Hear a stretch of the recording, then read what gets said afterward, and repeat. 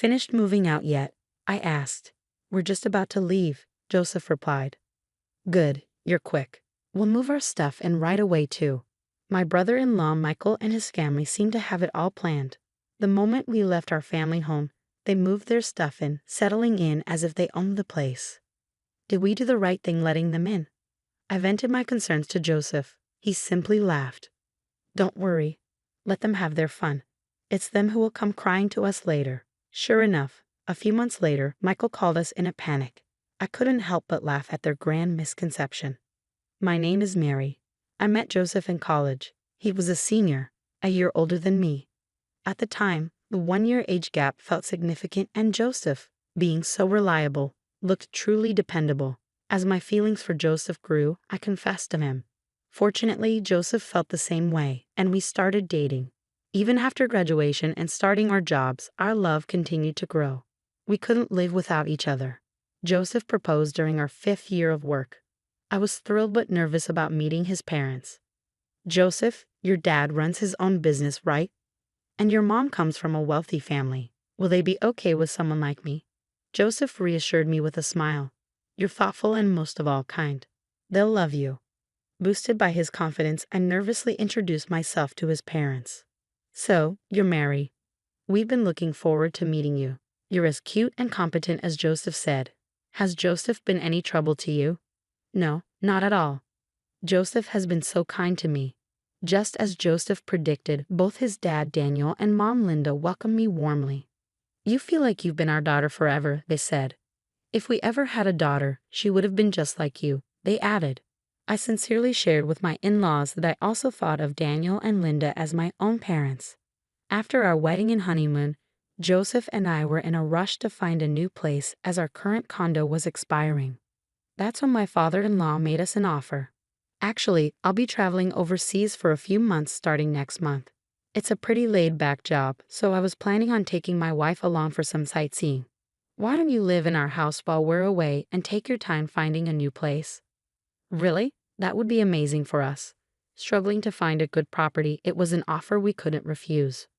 If you don't find a place you like, you can continue living here. I didn't miss the words of my mother-in-law, spoken with a hint of reserve.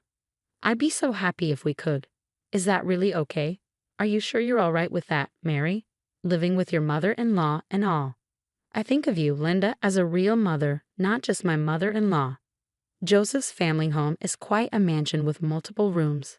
Although not built for 2 families, it's more than spacious, with guest restrooms and 2 bathrooms.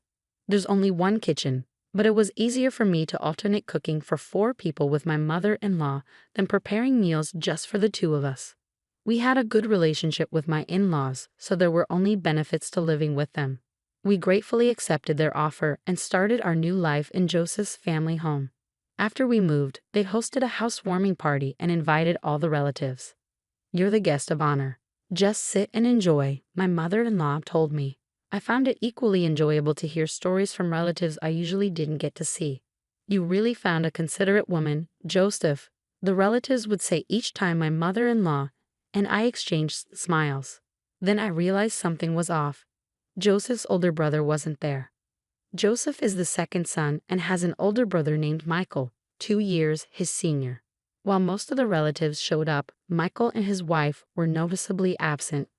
Daniel, where are Michael and his wife today? I asked my father-in-law. He looked a little downcast as he replied, They're fine. Don't worry about them. When I looked puzzled, my mother-in-law elaborated. Michael used to always come to these things, but ever since he married Jessica, he's been distant. I had heard from Joseph that his mom always favored the eldest son, and she seemed to greatly dislike Jessica for changing her beloved son. In the end, Michael and his wife never showed up that day. Joseph and I sent a moving and greeting letter to their home afterward. A few days later, I received a phone call from Michael. Is Joseph there? His voice was curt. Michael, Joseph is at work today. Can I take a message? You're Joseph's wife, right, Mary? Yes, it's been a while. Why are you 2 living in the family home? Huh? This is a moving notice. The new address is my parents' house, isn't it? Yeah, well, Daniel and the others recommended it, so we've been graciously living here. When I heard about your housewarming, I thought how audacious you were to use my parents' house. But I never thought you'd actually be living there. You've got some nerve. It was clear Michael didn't like that we were living at his parents' home.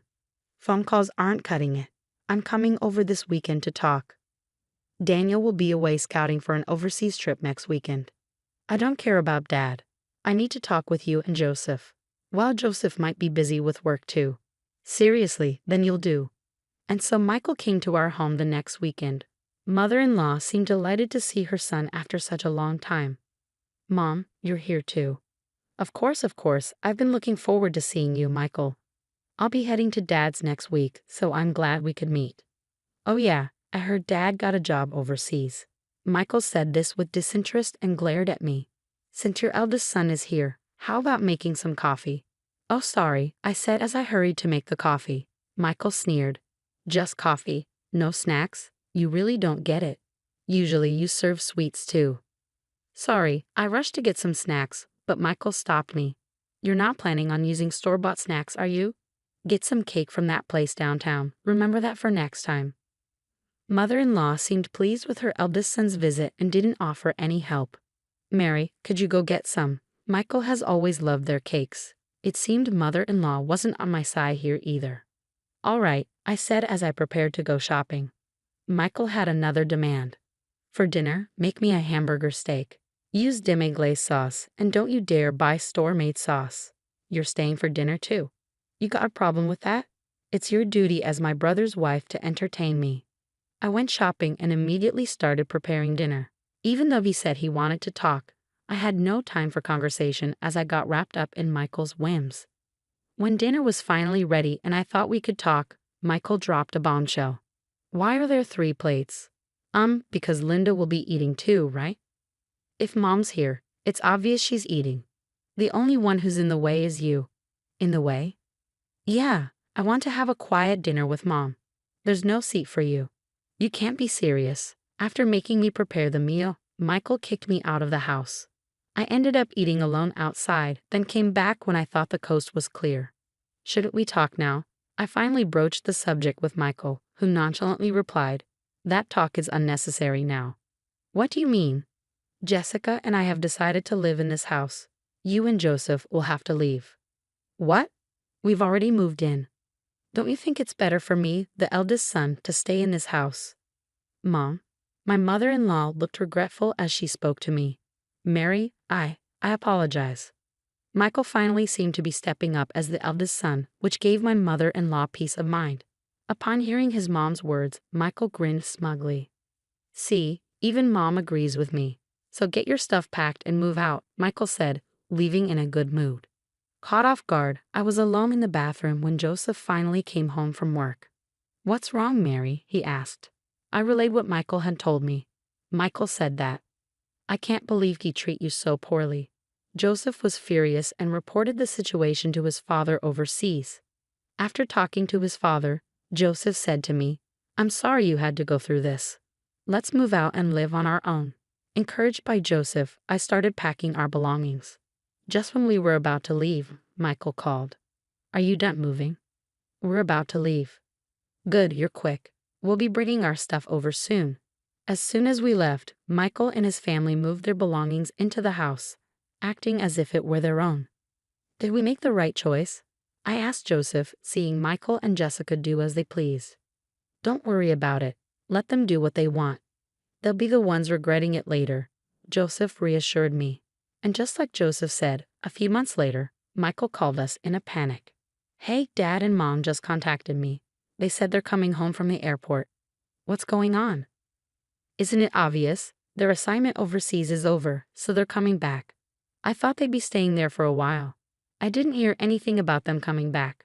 I thought this house was handed down to us. Originally, we planned to live together once they returned. You knew that when you pushed us out to live here, didn't you? Jessica would never agree to live with them. But their belongings are still in the house, right? Where did you think they'd live once they got back? Michael got defensive. I thought they left the stuff they didn't need here. You sold it. You sold their belongings. Yeah, Jessica said we should make money off it if it's not needed.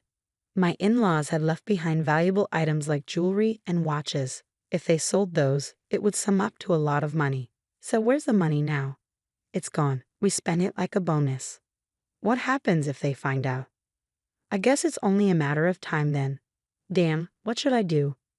Mary, can you come over and help? Help? Why should I? Ah, so you're mom's favorite over Jessica, aren't you? Help me out by making it look like Jessica instigated all this. Protecting the eldest son is the duty of a brother's wife. Don't kid yourself. No way I'd ever lift a finger for a disrespectful couple like you. Please, I apologize for everything up until now. An apology won't change anything. You should atone for your own mistakes. That's the rule of the eldest son, isn't it? Ignoring Michael's pleading voice on the other end of the line, I hung up the phone and then talked to Joseph. Joseph chuckled. Yeah, because there's no way Jessica, who never got along with Dad and Mom, would agree to move back in.